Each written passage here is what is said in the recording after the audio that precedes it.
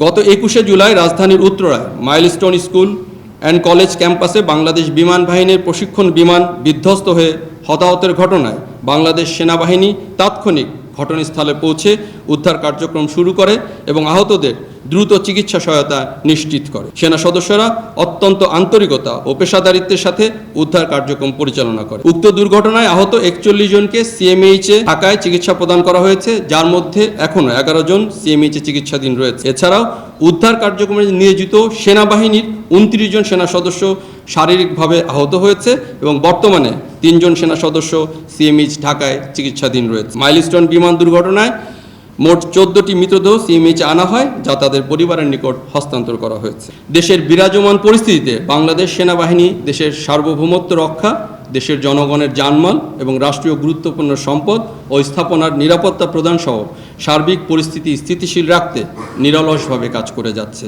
সম্মানিত সেনাবাহিনী প্রধানের দিক নির্দেশনা অনুসরণ করে সেনা সদস্যরা আইন শৃঙ্খলা রক্ষায় অন্তর্বর্তীকালীন সরকারের সংশ্লিষ্ট মন্ত্রণালয়, আইন শৃঙ্খলা রক্ষাকারী বাহিনী, স্থানীয় প্রশাসন, গণমাধ্যম এবং সাধারণ জনগণের সাথে সম্পৃক্ত হয়ে সার্বক্ষণিক সক্রিয়ভাবে দায়িত্ব পালন করে যাচ্ছে। ভবিষ্যতের দিনগুলোতে জানমালের ক্ষতি সাধন, মব ভায়োলেন্স এবং জনদুর্ভোগ সৃষ্টি করতে পারে এমন কর্মকাণ্ডের বিরুদ্ধে সেনাবাহিনী কঠোর পদক্ষেপ গ্রহণ করবে।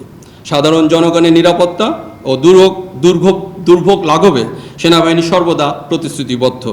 বাংলাদেশ সেনাবাহিনী একতাবদ্ধ হয়ে সর্বদা দেশের জনসাধারণের পাশে থেকে দেশের সার্বিক আইন শৃঙ্খলা নিয়ন্ত্রণ ও সার্বভৌমত্ব রক্ষার্থে বদ্ধপরিকর।